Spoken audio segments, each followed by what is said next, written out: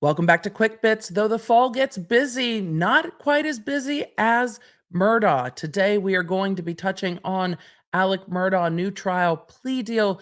Kori Richins, what's the latest in court with that walk the dog letter, the Blindside, the other side, and more. So stay tuned as we cover everything that's been going on in the last few weeks. I'm legal analyst Emily D. Baker. This is the Quick Bits, where I break down just the main points of the pop culture and entertainment cases I'm currently covering on YouTube and the Emily Show podcast. Let's get into it.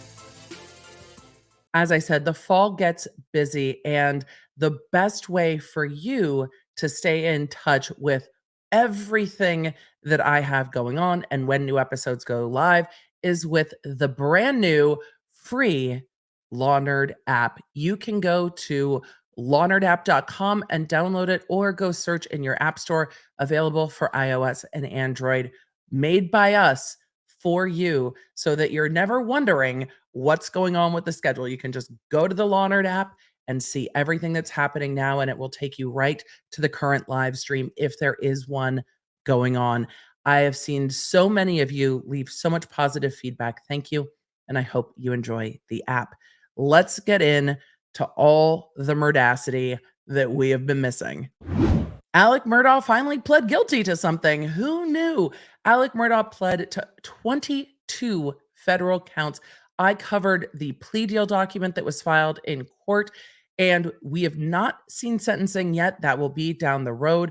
But the prosecution really agreed that they would ask for concurrent sentencing, though said after the plea deal that their goal was to make sure that Alec Murdaugh would remain in custody. He still has over 100 state charges waiting for him. One of those was just set for trial. Well, a group of those was just set for trial in November regarding Gloria Satterfield. After this federal plea deal, prosecutors estimated that the total loss of theft from clients was over $10.5 million. The defense conceded to at least $9 million of it, but takes issue with that $10.9 million number. But these are 22 federal counts that he has now pled to and will be sentenced to down the road. But that doesn't stop other litigation from moving forward. Murdaugh is still fighting in the appellate court for a new trial. The defense is asking to send the murder case back down to the lower court and have a hearing regarding whether or not the clerk of court, Becky Hill, tampered with the jury, whether she had communication with them, told them not to believe Alec Murdaugh. The defense levied very big allegations. The prosecution responded, saying their initial investigation has shown that there are some falsities in how the defense presented their statement. The defense did present sworn affidavits. The defense fired back late last week at the prosecution over this, and I will be covering that in next week's content. It's going to be very interesting to see if there is a hearing on these allegations of improper communication with the Murdaugh jury. And a lot of it stems from clerk of court Becky Hill writing a book about this case and now appearing in the Netflix doco and the other one that was just released. She's been given interviews everywhere. People seem to forget that criminal cases aren't done when a conviction is rendered. They still go up on appeal. So it's not like all clear to talk about the case. And not all clear to talk about the case is something Kori Richins should be mindful of. Kori Richins is the woman in Utah accused of killing her husband by overdosing him on fentanyl by placing it into a Moscow Mule. She is back in the headlines because her jail cell was searched and a letter was found that says across the top, "Walk the dog," but take fake notes so that you remember.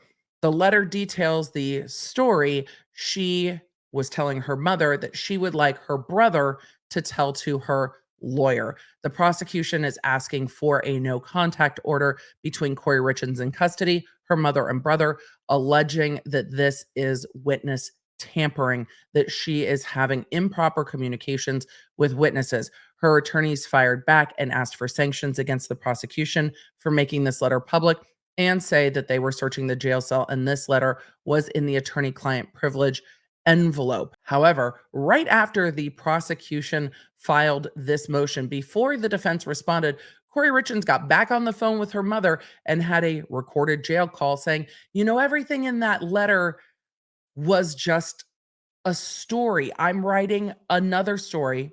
Because remember, she wrote a children's book about grief after her husband passed under suspicious circumstances. She says it's a story about her spending time in prison in Mexico. Well, what's interesting about that is A, the letter doesn't read at all like a fictional story. B, the characters in it are all the people involved in this: her mom, her brother, her lawyer, her. And the phone call with her mother, where she says, it was a story, right, seems to indicate that she did show that letter to her mother. I wonder if we will see additional charges of attempted witness tampering or attempted witness intimidation for the things in that letter. That full video is on the long form channel. On the podcast over the last few weeks, I've covered the Blindside, Michael Oher conservatorship. The Thouys have responded in court denying most of the allegations and saying they didn't make really money off of the movie either. All the money they were paid was from the author of the book, and that they are happy to end the conservatorship at any time, and indicate that the conservatorship was only started so that Michael Oher could choose to go play football at Ole Miss if he wanted to without the NCAA getting salty about it. I think we need to look at the NCAA investigation and dig back into what they were saying and how the conservatorship just fixed all of those concerns magically. But they had very strong words for their legal filings and vehemently denied a lot of the allegations leveraged against them in Michael Oher's initial filing. They also said that there shouldn't be an accounting of the conservatorship because this was never a conservatorship of an estate. It was always just a conservatorship of the person, Michael Oher. I also covered the charges against 8 Passengers' mom, Ruby Franke. 8 Passengers was a YouTube channel, family vlog style channel with Ruby Franke, her husband Kevin, and their 6 children. Ruby Franke has since been arrested with her business partner Jody Hildebrand, and each of them were charged with 6 counts of aggravated child abuse covering 2 different victims. So 3 counts for one victim, 3 counts for another victim. The other 2 children that are still minors are in the custody of the state along with the victims. Charges have not been brought as to the additional children, and charges have not been brought against the husband. That case continues moving forward in court, though there was supposed to be a new bail hearing that got put over after the defense asked for an expedited bail hearing, citing voluminous discovery in the case. I imagine that's referring to large data dumps from phones and computers and videos likely pulled off of either backup storage or subpoenas from Google. And finally, we are still waiting for the judge to rule about cameras in the courtroom in Idaho. So, of course, I will be keeping an eye there.